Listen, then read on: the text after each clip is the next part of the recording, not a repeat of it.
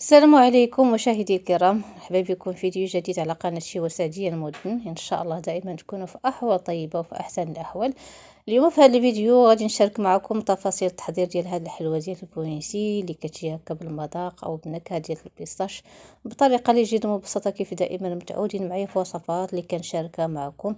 ان شاء الله يعني الوصفات اللي دائما نعتمد على انني نشاركها معكم بطريقه اللي جد مبسطه سهله بالنسبه للمبتدئات اللي عاد يعني باغيين يبداو هذا المشروع ديال الحلويات. كنشارك معكم دائما جميع التفاصيل بطرق اللي سهله واللي جد مبسطه. فان شاء الله هاد الحلويات البونيسي كما كتشوفوا معايا بهذا الشكل غادي نشاركها معكم. عندي هاد الطلبيه ديال هاد الشكله ديال الحلوى وباقي الاشكال راه عندي في القناه. فعلى بركه الله بالنسبه للمكونات اللي غادي نحتاجهم في تحضير هاد الحلويات الفرنسية عندي هنايا 200 غرام ديال البياض ديال البيض ما يعادل بياض 6 ديال البيضات. كنضيف عليهم قبيصه ديال الملحه وغادي نطربهم بالطرب الكهربائي. ودائما البيض يكون بدرجه حراره المطبخ باش كيطلع لنا بكل سهوله. غادي نضيفوا 200 غرام كذلك ديال السكر كلاصي او مسحوق ديال السكر، وحنا كنستمروا كنخلطوا. ضروري اننا نخلطوا بالطرب الكهربائي باش كيطلع البيض مزيان. انا هنا بعد ما غادي نضيف السكر غادي نقطع وغادي نعطي الوقت للبيض حتى كيطلع مزيان بالقوام اللي غادي تشوفوه معايا. بعد ما غادي نطلع البيض بياض ديال البيض مع السكر حتى كيضاعف الحجم ديالو كيجينا هكا متماسك في الاناء. ضفت واحد الساشي ديال الفانيل اللي كتبقى نكهه اختياريه، وكما قلت لكم انا هنا غادي نقطع حتى كيضاعف الحجم ديال البيض بهذا القوام اللي كما كتشوفوا معايا. راه غادي نقلب الاناء وكيبقى البياض ديال البيض في القعر ديال الاناء. ضروري انكم توصلوا لهذه المرحله. فهنايا بعد ما ضاعف الحجم ديال البيض غادي نزيد نخلط او نخفق، وغادي نزيد عندي كذلك واحد 100 غرام ديال الزبده من نوعيه جيده اللي كندوبوها حتى كتولي لنا نوازيت.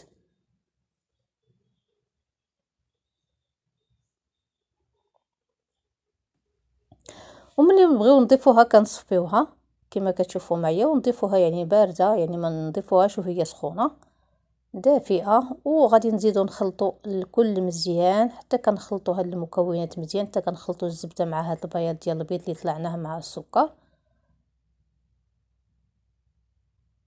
وبالنسبه للمكونات بغيتو تضاعفوا كما ممكن انكم ديروا، بغيتو ديروا غير نصف الكميه راه ممكن تنقصوا الكميه على حسب الكميه اللي بغيتو انكم تحصلوا عليها. انا غادي نعطيكم الكميه اللي كتخرج لنا هاد الخليط ديال هاد يعني هاد الحلويات الفوانيسي في الاخير. فخليكم معايا وكنتمنى اخواتي يجزيكم بخير. ما تنسونيش من اللايك.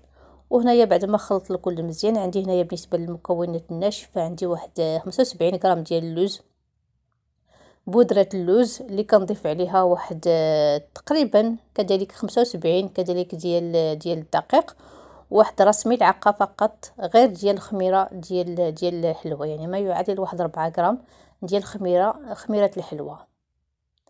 غادي نخلطوا هاد بودرة اللوز مع هاد الدقيق وغادي ندوزو نضيفوهم.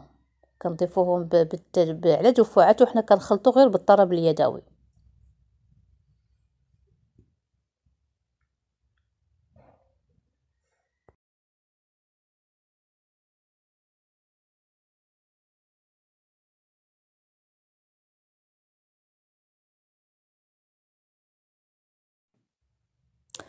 ومن بعد ما غادي نخلطوه من زاويه اخرى غادي نضيف الكميه المتبقيه ديال بودره اللوز مع الدقيق وغادي نخلطو. وغادي نزيدو نعطيو يعني المذاق او النكهه ديال البيستاش لهاد الحلوى على حسب الطلبيه.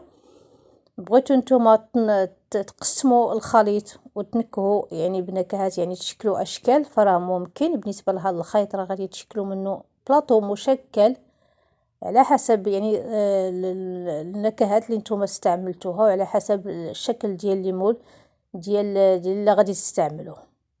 انا هنايا عندي غير فيه شكل واحد.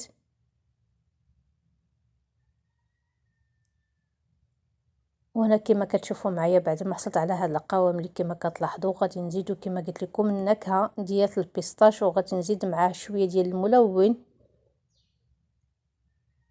اخضر فاتح. فما تسرعوش انكم تضيفوا كميه كبيره ديال البيستاش، كما كنعرفوا النكهه ديال البيستاش كتجي مره، فما تكثروهاش بزاف، ضيفوها على حسب درجه اللون وانتم كتخلطوا. انا هنا غادي نزيد مازال واحد شويه، وغادي نزيد معاه شويه ديال الملون اخضر هكا باش غير كنحصل على اللون، وغادي نخلطو. بالنسبه للخليط ديالنا بعد ما حصلنا على هذا اللون اللي كما كتشوفوا معايا غادي نغطيوه بالبلاستيك وغادي ندخلوه للثلاجه لمده يعني تقريبا 6 ديال السوايع، او من الافضل انكم تبيتوه ليله كامله باش كتحصلوا على نتيجه افضل. ممكن ديروه في الفتره المسائيه وتبيتوه، وفي اليوم الثاني يعني كتكملوا التحضير ديالو. ما كانش الوقت ممكن الا كنتو وجدتوه في الصباح راه غادي طيبوه في العشيه. هنايا بالنسبه للطريقه اللي سهله جدا انكم تشكلوا بها هاد الحلوى، انكم كديروا الخليط ديالكم في الجيب الحلواني وكتاخذوا الليمون السيليكون اللي كيبقى على حسب اختياركم في الشكل ديالو. انا هنايا غادي نخرجها بجوج اشكال، ولكن غير في الشكل اللي مختلف، اما في المذاق راه بنفس المذاق ديال البيستاش. هنايا كندير واحد مقدار نصف يعني في المول، لان راه غادي تضاعف الحجم ديالهم اثناء الطهي، فما يعني تعمروهمش بزاف. وغادي ندخلوهم للفران. بالنسبه للفران طريقه الطياب ديالهم بحال شي بحال الطياب ديال الكيك، كتدخلوهم وكتخليوهم واحد المده حتى كيضاعف الحجم ديالهم ويجيو في الجوانب يعني مذهبين، عاد كنخرجوهم. بالنسبه للشكل الاخر اللي كما قلت لكم يعني غير في الشكل فاش اختلفت، اما في المذاق راه نفس المذاق. بغيتو كما قلت لكم انكم تنوعوا، فراه ممكن انكم تقسموا الخليط ديالكم في الاول وتنكوا وتشكلوا على حسب اختياركم. فغادي نستمر هكا حتى غادي نكمل يعني حتى كنعمر هذا القالب كذلك، وغادي ندخلوهم الفران. وان شاء الله بعد ما غادي نخرجوهم غادي نخليوهم حتى كيبردوا، عاد كتم ازاله ديالهم يعني في القالب. هانتوما كما كتشوفوا معايا بعد ما يعني طيبت الشكل الاول، يعني بالنسبه لهاد الكميه راه خرجت ليا جوج ديال هاد الليمون بهذا الشكل، وكذلك جوج ليمون بالشكل يعني الاخر. فكتم ازاله ديالهم بكل سهوله، غير خليوهم حتى كيبردوا واحد شويه عاد كتزولوهم. وبالنسبه للطياب ديالها راه ما كياخذوش الوقت بزاف. الطياب ديال هاد يعني الطياب ديال هاد الحلوه ما كتاخذش الوقت بزاف، بسرعه كيطيبوا. وهنايا غادي نستمر حتى غادي نكمل الكميه، وان شاء الله غادي ندوز للتزيين. بالنسبه للتزيين نفس القالب اللي كنعاودو نقيوه، وكان يعني نديرو كندوبو الشوكولاط الابيض، كنديرو الشوكولاط في القعر ديال المول هكاك. بالنسبه للتزيين والتزيين راه كيبقى على حسب اختياركم. كندير واحد مقدار واحد شويه هكا في القعر ديال الليمون اللي غادي ندير عليهم هاد الشكل ديال هاد الحلوه اللي شكلناها في نفس الليمون. كذلك نفس الشيء بالنسبه للشكل الاخر.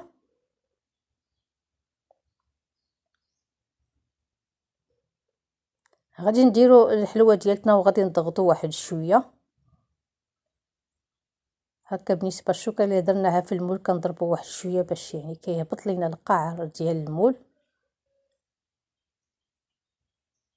وكنوضعوا الحلوه ديالتنا وكنحاولوا اننا نضغطوا مزيان، وغادي ندخلوها للثلاجه حتى كتبرد. ونفس الشيء كما قلت لكم نفس الشيء بالنسبه للشكل الاخر.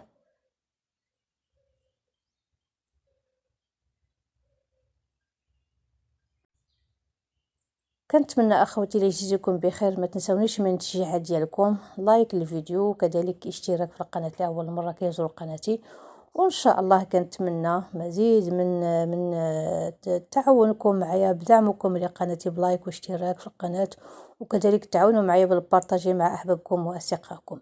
هنايا الحلوه ديالتنا كي بردات كما كتشوفوا معايا كتم ازاله ديالها. هانتوما كي كتشوفوا معايا الشكل ديالها راه كتجي واحد الحلوه اللي كتجي رائعه، كتجي لذيذه بزاف بزاف. هاد العجينه ديال هاد الحلوه ديال الفونيتي راه تقريبا كتخرج لنا كيلو ديال الحلوه، تقريبا ما يقارب، ماشي يعني كلشي كيلو ديال الحلوى اللي كتخرج، ولكن ما يقارب كيلو ديال هاد الحلوى اللي كذلك عندي في هاد الطلبيه اللي خدمتها. بالنسبه للحلوى كما كتشوفوا معايا راه هذا هو الشكل النهائي ديالها، هذا هو التزيين. بالنسبه للشكل درت شويه ديال السكر كلاصي من الفوق كتزيين، وتزيين راه كيبقى على حسب اختياركم. بالنسبه لهذا الصابلي راه عندي في القناه، وكذلك هاد حلوه الفرماج كذلك عندي في القناه، وهذا الشكيله ديال الصابلي راه عندي كذلك في القناه.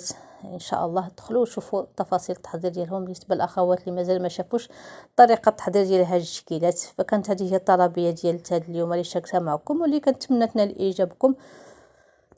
واكيد كنتمنى قبل ما نودعكم ما تنسونيش من التشجيعات ديالكم، لايك واشتراك والبارطاجي والتعليق الزوين بحالكم. الله يجزيكم بخير، وفي امان الله وحفظه.